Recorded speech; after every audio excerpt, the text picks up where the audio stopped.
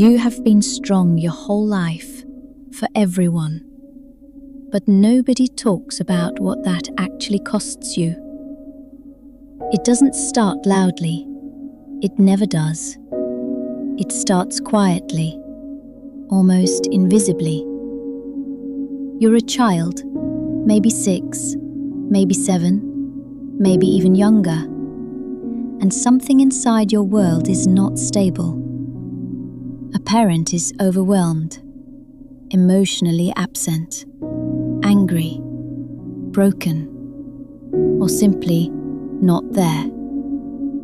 And in that moment, something shifts inside you, not consciously, not by choice, but deeply. Your system understands one thing: if I don't hold this together, no one will. And this is the moment a child begins to disappear. Not physically, but internally.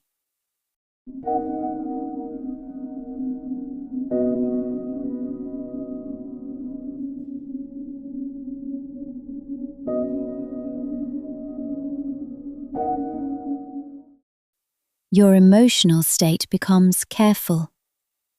Your mind state starts adapting. Your ego state learns one rule, and it learns it well. Be strong. Be good. Don't need too much, so you smile more. You feel less. You observe before you speak. You become the one who senses everything before anyone else does. The emotional regulator, the peacekeeper, the one who always understands. And the world rewards you for it. You're so mature. You're so strong. You're so easy to be around. But no one asks, what did it cost you to become this way? Because what happened here is something very specific. In psychology, we call it parentification. But on a deeper level it means a child had to become what they needed instead of receiving it. And this changes everything. Your nervous system learns 3 things that will follow you for years. Love is something you earn. Safety is something you manage. And your own needs are always secondary. So slowly, you stop trusting what you feel, because what you felt as a child was often not allowed, not safe, not welcome. And instead, another version of you grows, a highly functioning version. You become the strong one, the independent one, the one who doesn't need help, the one everyone relies on. But inside, there is still a child asking, why did no one protect me? If this is landing somewhere deep inside you right now, I want you to stay with me. Because what I'm about to share is something most people never get to hear. And if it resonates, consider subscribing to this channel. Not because of numbers, but because this is a space where these conversations happen regularly, honestly, without performance. As you grow older, this pattern doesn't disappear. It evolves. You may become hyper-independent, unable to ask for help even when you desperately need it. You may struggle to receive love because receiving feels dangerous, unfamiliar, like it always comes with a price. You may feel anxious even in calm, safe situations because your system learned stillness is unfamiliar, peace is suspicious, and love always comes with conditions. This is not your personality. This is adaptation. This is intelligence. This is survival. Children will always choose connection, even if it means abandoning themselves. And here is the deeper truth. What protected you then may be limiting you now, because you are no longer that child, but parts of you are still living from that place. You overgive to feel loved. You stay silent to avoid loss. You carry others while secretly longing for someone to finally see you. Not your strength, but your truth. And this longing doesn't come from your adult self. It comes from the child who never got to be one. And here is where it becomes very visible. In relationships. Because the patterns you developed as a child don't stay in your childhood. They come with you into every connection, every partnership, every moment of intimacy. You fall in love, and suddenly the rules change.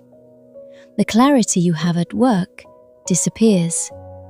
The boundaries you hold with colleagues dissolve. You give more than you receive. You wait instead of asking. You interpret silence as rejection. You read every signal, because as a child, reading signals kept you safe. And you wonder, why am I so different in love? Why can't I just be myself here? The answer is not that you are broken. The answer is that your ego state, the part of you that knows your worth, learned very early that in close relationships it is safer to be small, to need less, to ask less, to expect less. Because expecting and not receiving was too painful. So it stopped expecting and called it strength. I have worked with people for over 25 years, men and women, who were extraordinarily successful in their careers, clear, confident, capable, and yet, the moment love entered the picture, they didn't recognize themselves anymore. Because the ego state that functioned so well at work suddenly went quiet, and the old patterns took over. The giving without receiving, the adjusting without asking, the staying long after they should have left. This is not weakness. This is an unhealed wound wearing the mask of strength. So what does it actually mean to heal from this? Because healing is a word that gets used a lot, but rarely explained honestly. Healing does not mean you stop being caring, or giving, or sensitive. These are not your wounds. These are your gifts. Healing means you stop paying for love with your own disappearance. It means your emotional state is allowed to have needs without immediately apologizing for them. It means your mind state stops working overtime to explain away what hurts. And it means your ego state slowly, carefully learns a new truth. I am allowed to take up space, not because I have earned it, but because I exist. This does not happen overnight. It happens in small moments. The moment you say what you actually feel instead of what keeps the peace. The moment you receive a compliment without deflecting it. The moment you ask for help and let someone give it to you. The moment you choose to rest without calling it laziness. These are not small things. These are revolutionary acts for someone who was taught that their value depended on what they could carry. Healing does not begin with fixing. It begins with witnessing. Because as long as you say, "It wasn't that bad. Others had it worse. I turned out fine," you stay disconnected from what is actually happening inside you. And fine is often just a very well-functioning mask. So the real question is, what did you need back then that you never received? Maybe you needed someone to tell you it wasn't your fault. You needed someone to see you, not your performance. You needed to feel safe without having to earn it. And now you begin to give this to yourself. Not to change your past, but to stop repeating it. This is where real transformation begins. When your ego state no longer protects through control, but through self-respect. When your mind state no longer overrides your truth, but supports it. When your emotional state is finally allowed to feel again. This is what integration looks like. And yes, it requires grief. It requires feeling what you once had to suppress. The sadness, the anger, the unmet needs. But this is not weakness. This is the moment you return to yourself. You are not broken. You adapted. And now, you are allowed to choose differently. You can choose to rest, to feel, to receive, to set boundaries, to stop managing what is not yours to carry. And slowly, the child within you does not have to survive anymore. They can finally come home. If something in this video touched you, I would love to know. Leave a comment below, even just one word, because you are not alone in this.